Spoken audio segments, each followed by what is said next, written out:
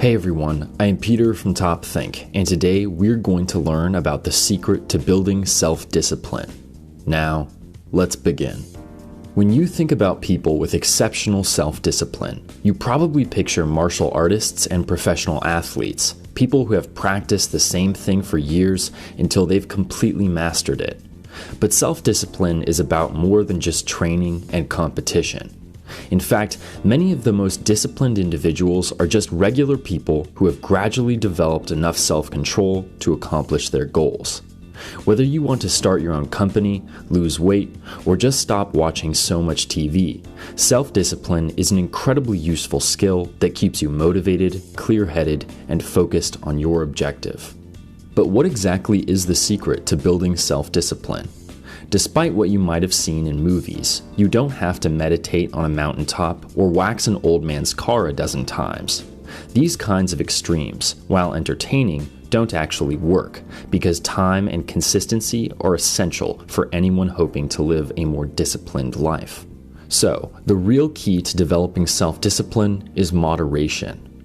Doing something in moderation means having the power to stop yourself when you've had enough.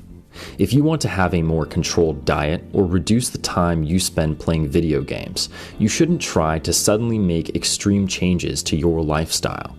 Instead, focus on moderating your behavior, reducing your bad habits little by little to develop the kind of self-discipline that will last a lifetime. So how do you put all of this into practice? Here are 7 strategies you can use to master self-discipline. Number 1. Find your weaknesses.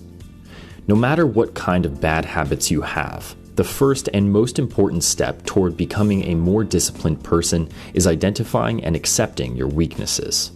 The simple truth is that everyone in the world has a weakness for something, whether it's eating junk food, drinking too much coffee, or spending money you don't have. While some weaknesses are more destructive than others, building self-discipline isn't about getting rid of those weaknesses, but learning how to control them. Many people never even get to this stage because they can't accept how little control they have over their own actions. This kind of denial can lead to addiction, so it's important that you address these issues before they take over your life. For many people, the idea of moderation is much less intimidating than cutting yourself off completely.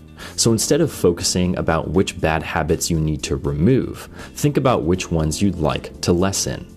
Number 2, create easy habits.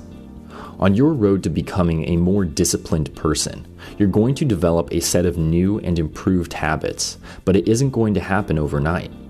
Imagine you're trying to lose 20 pounds. You can't just wake up one morning and decide it's time for a 30-minute run when you haven't worked out in years. You're going to end up exhausted, sore, and unmotivated, so you should start slow and work up towards your goal over time. Plan out more manageable, easier workouts that leave you feeling optimistic and proud of yourself. Remember that the goal isn't to lose all the weight in one day, but to create healthier habits that you genuinely enjoy doing, even after you've reached your ultimate goal. Number 3, use rewards. Positive reinforcement is a great way to make sure that your new habits stick around, so don't be afraid to reward yourself for improving. In the same way that you give a dog a treat when they sit, people are more likely to behave a certain way when they know there's a reward on the line. Rewards will also motivate them to work harder by giving them something positive to look forward to. This is especially useful for people who are having a hard time getting their new habits started because they haven't developed enough self-discipline to push through the beginning stages. Say you want to cut out sugary foods from your diet, but are struggling to keep it up. By using a reward system, you can focus all of your attention on the cookie or brownie that's waiting for you at the end of the day, making it easier to avoid breaking your diet otherwise. This way, you are always in control of your habits and impulses instead of letting them control you. Number 4, personal standards. Disciplined people often motivate themselves to keep pushing by strictly adhering to a set of standards for their own life. Standards are basically personal limits, which lay out the absolute minimum that you're willing to accept for yourself. But these kinds of boundaries only work if you are willing to hold yourself accountable when you break them. This is where most people struggle, because they end up setting really high standards that are impossible to meet consistently. It's important to remember that standards and goals are not the same thing. While goals are things you work and reach for over time, you should realistically be able to meet your standards every single day. Writers, for example, might aim to write 3,000 words a day, but have a standard of only 2,000. Why are personal standards so useful?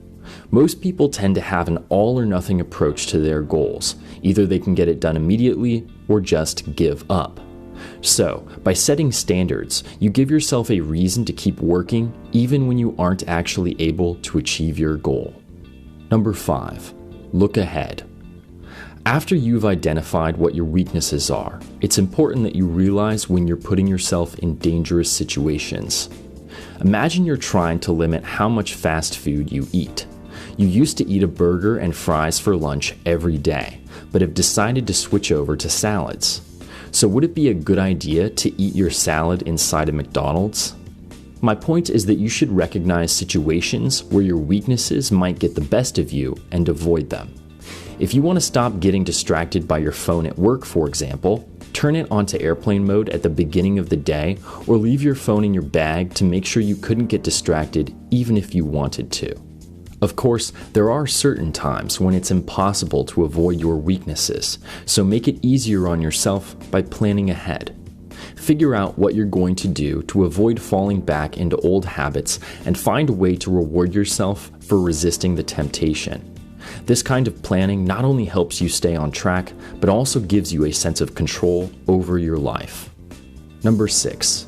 Set alarms. Time is a slippery slope when it comes to bad habits.